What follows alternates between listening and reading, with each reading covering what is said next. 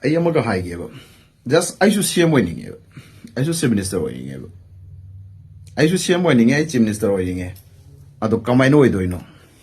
Question I'm not perfect. I give background, I give financial, I give education, every all the yada may am labor. I need see him winning in to be a roy which now see.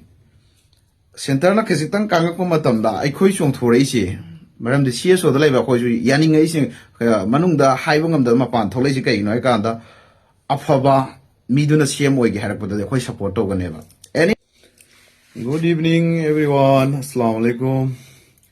Iram the lady by all communities, the indigenous, all Yelhomi, Yelho Purupsa, Zati, like in the Pumnamakta. Serious din Bogi Mayumna, Kring from Ratamjage. Madudi.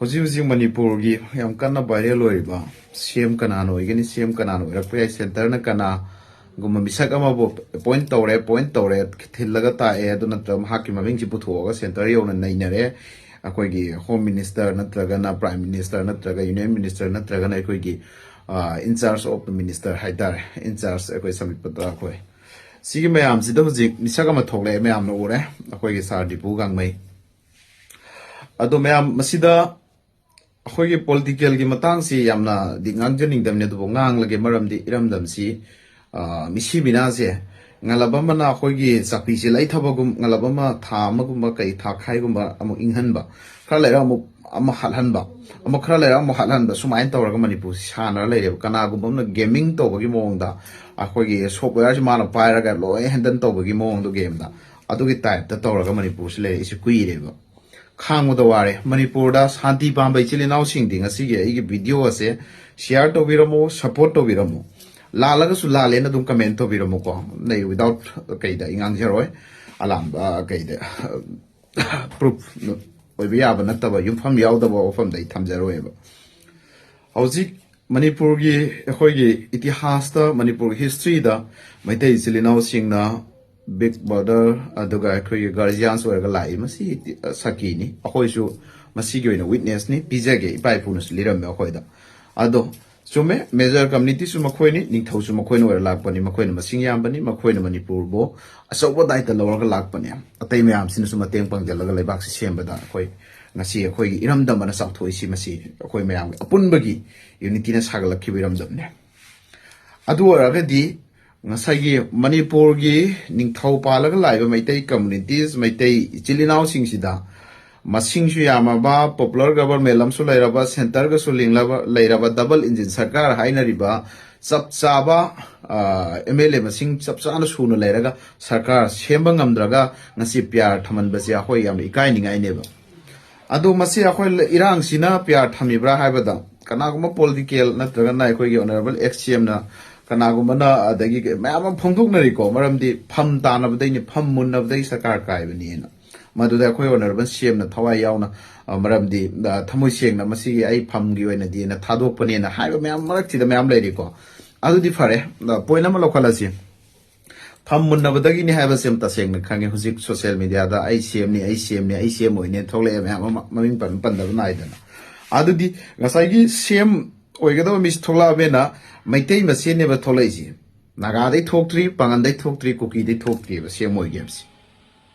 Ado, Maitai Masen after never wonders. Ado the Maitai Masen Sumuna Ramena, India government as India have some highway one, Pichivi superpower country the Salibni, superpower the Saliba country Sina, Nasi, Pick Cravas de Lamaman Sahi, a whom Mangas and Halaga Sumena, like Temihat, Ahoy Tam Tiba. Akhoi mapal atopo country da mi mangak len ba marai tatwagi type no main phone ka ba video thador ko kodor ko meam si urak pada sitana taw mamang da angang tarok naked video meam thokre ko sig meam si ubu India si su kai gumam di khalam mani aduga 2027 gi election sin achalak pani mamang si sarkar sem da ba ya de ha ba du ne India gi su BJP lenga ki makhoi gi akan ba kai hai ta moi process to raise adugi du danga sai gi moisu analysis to ngani adu kupna thijalam ngane ba Kanano CM or Manipur si peace bring to Rakadoshi, bring to peace Kanano no Prokadoshi, Matamda, Maite Silina the peer of the cookies in Jam Yar Roisi Kangev. And they must Maite must sense the peer over that, Sarkar, they would talk pay Avagi, Pibam da Topasum to Pibam the later, Maite the Pida Vida, Santana Sum, Koi Presiderul Tambaga, where a mena a yokaladio, where a Ganina Logeria. Was it Karigi? Makoigi, Huzuzik Lori steps it up. Sar Dipugang may Masasi IS Ritiarni Aduga Mahaksi MLA Sukazareko Mahaksi Kramina na shame Webea Bagi Maming Butana Nativa Koyamna Aduga Sifoda Sar Dipugang Mazi Kana no Habisi Todona Kangba Nativa Mamna there is a topa Kogi Minister Lady Ko or Muni my Adusi and Mam Lady see Mam Siji the Hoymas Kangiva Adu Sar Dipugang Mazi the Kramina Centerna Mother Shem will be in a point or Manipur, the Bahrain or Aga, Mayam Sina press media, the live no have a Sigimatanga in some Tijan Batago. Sardipugang Magi lifestyle, Magi character, Lumset, Amadi, Magi, education quality, Amadi, every old Magi. Yare, Madam di Masasi, I stayed the terror, Emily Ado Magi, wife, Madame Sishu, Kay never. I asked the Husi present, I asked DC where you never. Ado Ataising she ain't a fatty having a tigo. Perfect oiba Manipuri issue amadi Manipuri Iran singsida Maitei the Susangbayaba, Cookie the Susangbayaba, Pangal the Susangbayaba, any communities the Sangbayaba, CMGT the perfect webasi, Sardipuni and Calais, Masi BJP, thanks to BJP government, Amadi Prazame Amasu, Masi Animatamda, support of you have a see, Inisu Haizagi, Masi Yam Chung whenever question now sing. Madam di Hosik lady Bakar Association Sida Maite Silina on the Shams Kaloro, not a cookie, the color, not Patana, never. Other thing as I give, Sardi Pugang, Mason had to work as Sakas in Manipur, at the South Colony habit in a teco. Silna Munda Kanminaseva. The saying Namakuina, Mahak no Ragadi, Masada, perfect, have the quality education, Yauzaraba, IS Koeraba, Yatang, Mishak never. Dimatung the Magi background, see the Magi wife, see IS never.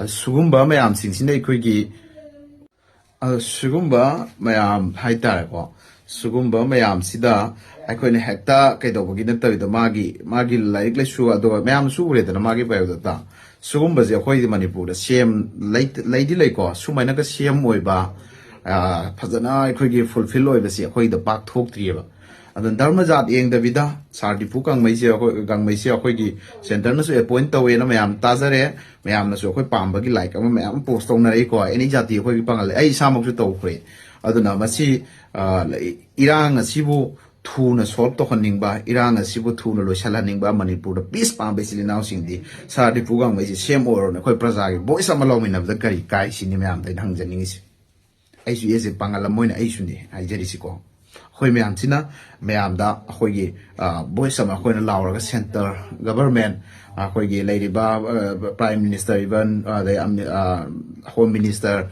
High Command, Sigi Mayam Sida, Hoyi on Bakari guys in Hygienic Simamda. Aduna Sigi Mayam si, Mayamda in a Tamzaning di, I koi, I am Hana Laugana Taroi, Plaza Pum Masina Santi, Garigamo Pamagadi, I koi Atuba the Masigi protest, Amadi Masigi, Kola, Amadi Masigi, Kongzang Sisang Salaga, Ahoy Husigi, the Anoba Siema Makandasida, Hoyam to die the Losia, Amadi Manipur Sida, Kangkong Sire ladies, come and how to make our kings here according to ladies, come and then have a say, Masitominas is in the your colors. Ado, I tell you sing Amaga High giver. I am a high giver. Just I should see him winning it. I should see Minister winning it. I should see him winning it, Minister winning it.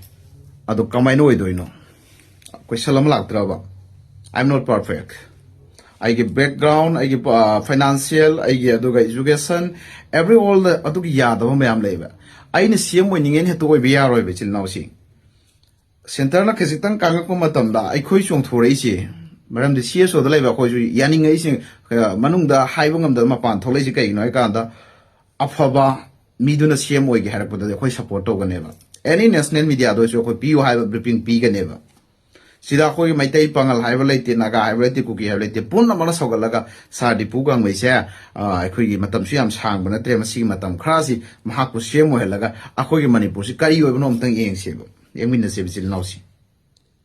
ꯑꯗꯨꯅ ꯃꯌꯥꯝꯗ ꯇꯁꯦꯡꯅꯃꯛꯀꯤ ꯑꯣꯏꯅ ꯑꯩꯈꯣꯏꯅ ꯁꯨꯝ ꯅꯩꯅꯗꯅ ꯂꯥꯎꯅꯗꯅ ꯈꯠꯅꯗꯅ ꯍꯥꯠꯅꯗꯅ ꯁꯨꯅꯗꯅ ꯂꯩꯕꯅ ꯀꯩꯁꯨ ꯀꯥꯟꯅꯔꯣꯏ ꯁꯤꯈꯤꯕ ꯃꯤ ꯑꯃꯇ ꯍꯜꯂꯛꯑꯣꯏ ꯑꯗꯨꯒ ꯃꯤꯑꯣꯏꯕꯗ ꯁꯤꯕꯁꯤꯗ ꯃꯈꯜ ꯑꯅꯤ ꯕꯗꯅꯥꯝ ꯂꯣꯏ ꯆꯥꯒꯅꯤ ꯑꯐꯕ ꯑꯃꯁꯨꯡ ꯐꯠꯇꯕ ꯐꯠꯇꯕ ꯑꯃꯁꯨꯡ ꯑꯐꯕ ꯑꯅꯤꯁꯤꯗ ꯀꯔꯤꯅꯣ ꯍꯥꯏꯀꯥꯟꯗ ꯀꯅꯥꯒꯨꯝꯕ ꯑꯁꯤꯕ ꯑꯃꯅ ꯔꯤꯚꯦꯟꯁ ꯄꯣꯛꯍꯜꯂꯦꯕ ꯂꯃꯟ ꯈꯨꯝꯕ ꯑꯩꯒꯤ ꯏꯄꯥꯗꯣ ꯅꯪꯅ ꯍꯥꯠꯂꯗꯤ ꯅꯪꯒꯤ ꯅꯆꯥ ꯍꯥꯠꯀꯅꯤꯅ ꯑꯗꯨꯒ ꯀꯅꯥꯒꯨꯝꯕ ꯑꯃꯅ ꯑꯁ ꯃꯥ ꯁꯤꯈꯤꯕꯗꯣ ꯑꯜꯂꯥꯍꯅ ꯖꯟꯅꯇꯨꯜ ꯐꯤꯔꯗꯧꯁꯇ ꯊꯝꯕꯤꯕ ꯑꯣꯏꯁꯅꯨ ꯑꯗꯩ ꯔꯦꯁ ꯏꯟ ꯄꯤꯁ ꯃꯥꯕꯨ ꯁꯔꯒꯗ ꯂꯩꯍꯟꯕꯤꯕ ꯆꯤꯛꯅ ꯏꯪꯅ ꯆꯤꯛꯅ ꯂꯩꯔꯨꯕ ꯑꯣꯏꯁꯅꯨ ꯄꯤꯌꯦꯕ ꯑꯗꯣ ꯉꯁꯤ ꯃꯅꯤꯄꯨꯔꯗ ꯍꯥꯠꯅꯔꯤꯕ ꯁꯨꯅꯔꯤꯕꯁꯤꯡꯁꯤ ꯔꯤꯚꯦꯟꯁ ꯉꯥꯛꯇꯅꯦꯕ ꯑꯐꯕ ꯅꯠꯇꯦꯕ ꯁꯤ ꯂꯃꯟ ꯈꯨꯝꯅꯕꯒꯤ ꯆꯠꯅꯕꯤ ꯑꯃ ꯁꯟꯗꯣꯛꯑꯝꯃꯤ ꯃꯁꯤ ꯊꯨꯞꯆꯜꯂꯒ ꯄꯥꯁ ꯏꯁ ꯄꯥꯁ ꯍꯧꯈꯤꯕꯗꯤ ꯍꯧꯈ꯭ꯔꯦ ꯑꯩꯈꯣꯏꯒꯤ ꯇꯨꯡꯒꯤ ꯐ꯭ꯌꯨꯆꯔ ꯖꯦꯅꯦꯔꯦꯁꯟ ꯑꯩꯈꯣꯏꯒꯤ ꯉꯁꯤ ꯏꯀꯣꯅꯣꯃꯤꯛ ꯗꯤꯕꯂꯞꯃꯦꯟ ꯑꯦꯅꯤ ꯔꯥꯎꯟꯗ ꯑꯩꯈꯣꯏꯒꯤ ꯁꯤꯚꯤꯂꯥꯏꯖꯦꯁꯟꯗ ꯑꯩꯈꯣꯏꯒꯤ ꯕꯦꯛ ꯆꯠꯂꯤꯁꯦ ꯃꯁꯤ ꯑꯩꯈꯣꯏ ꯍꯜꯂꯒ ꯃꯥꯡꯗ ꯄꯨꯗꯕ ꯌꯥꯗꯦ ꯏꯔꯝꯗꯝꯁꯤ ꯈꯜꯂꯒ ꯑꯩꯈꯣꯏ ꯍꯟꯗꯛꯀꯤ ꯁꯦꯝ ꯑꯅꯧꯕ ꯑꯃ ꯊꯨꯅ ꯈꯜꯍꯟꯗꯕ ꯌꯥꯗꯦ ꯁꯤꯗ ꯑꯩꯈꯣꯏ ꯃꯌꯥꯝꯅ ꯂꯥꯎꯖꯜꯂꯒ ꯁꯦꯟꯇꯔꯗꯁꯨ ꯏꯁꯇꯦꯠꯇꯁꯨ ꯂꯥꯎꯖꯜꯂꯒ ꯃꯩꯇꯩ ꯏꯆꯤꯜ ꯏꯅꯥꯎꯁꯤꯡꯁꯨ ꯄꯨꯛꯆꯦꯜ ꯅꯨꯡꯉꯥꯏꯇꯕ ꯄꯦꯟꯗꯕ ꯂꯩꯔꯒꯁꯨ ꯍꯟꯗꯛꯀꯤ ꯃꯇꯥꯡꯁꯤꯗꯗꯤ ꯑꯩꯈꯣꯏꯒꯤ ꯑꯁꯣꯏꯕꯅꯅꯤꯅ ꯈꯜꯂꯒ ꯌꯦꯡꯉꯁꯤ ꯑꯩꯈꯣꯏ ꯃꯌꯥꯝꯗ ꯁꯦꯝ ꯑꯣꯏꯕꯗ ꯑꯩꯈꯣꯏ ꯌꯥꯅꯗ꯭ꯔꯕꯅꯦꯅ ꯈꯜꯂꯒ ꯃꯁꯤꯗ ꯊꯃꯣꯏ ꯆꯥꯎꯅ ꯄꯤꯊꯣꯛꯑꯒ ꯆꯤꯐ ꯃꯤꯅꯤꯁꯇꯔꯁꯤ ꯑꯣꯏꯍꯜꯂꯒ ꯃꯅꯤꯄꯨꯔꯁꯤ ꯁꯥꯟꯇꯤ ꯑꯣꯏꯍꯟꯕꯗ ꯃꯇꯦꯡ ꯄꯥꯡꯃꯤꯟꯅꯁꯤ ꯍꯥꯏꯕꯁꯤ ꯑꯩ ꯔꯤꯌꯥꯖꯨꯗꯤꯟ ꯕꯣꯒꯤꯃꯌꯨꯝ as a united Meitei Pangal youth organisation president ꯑꯃ ꯑꯣꯏꯅ ꯑꯩ ꯃꯤꯌꯥꯝꯗ ꯑꯩ ꯑꯄꯤꯜ ꯇꯧꯖꯔꯤꯕ ꯊꯦꯡꯛ ꯌꯨ ꯑꯦꯚ꯭ꯔꯤꯋꯥꯟ